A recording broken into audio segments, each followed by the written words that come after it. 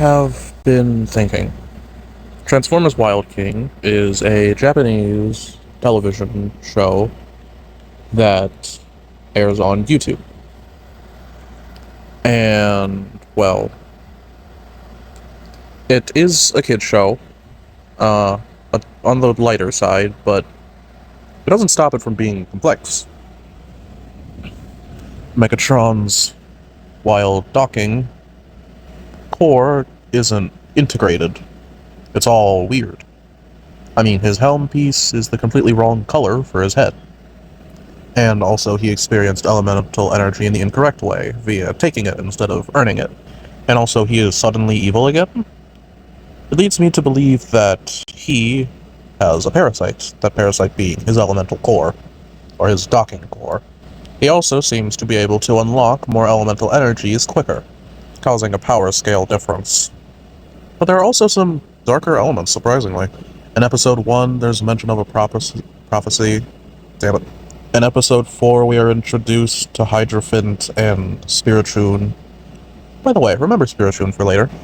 In episode 5, we get more of Spiritrune and Ignite Leo, both of which seem to be morally ambiguous, or, like, they don't appear to have any specific moral code, which is interesting to me.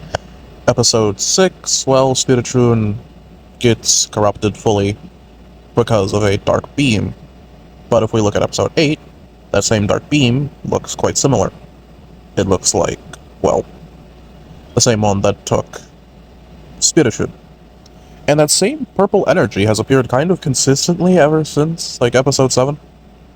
Or, like, well, I guess episode 5. But, whatever. And this episode has been taking longer to manufacture than all of the others. It's always been a month or 2 weeks total. Meanwhile, this is over the month mark and over the month and a week mark. Just over all the marks.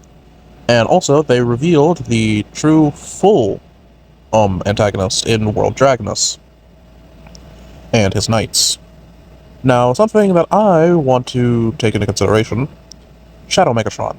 We saw that he can fight it off, but that doesn't mean that he's necessarily immune to it. In fact, quite the contrary. Meanwhile, Nemesis Prime seems to be more the spirit of World Dragonus trying to corrupt Prime like it did Megatron.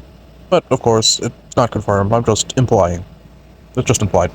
Alongside the fact he has a parodying element to Optimus Prime's first element, being he has a fire elemental, while Prime had a lightning elemental.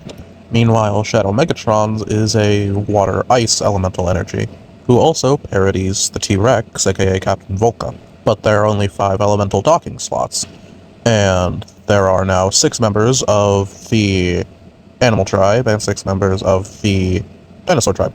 Someone is probably gonna die on the Dinosaur Tribe side, since the Animal Tribe thing is, you know, they wouldn't really align with Lava Mulete, so, you know.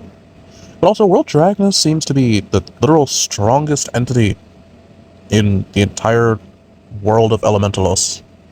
It seems like he has all of this power and all of this control over, like, everything.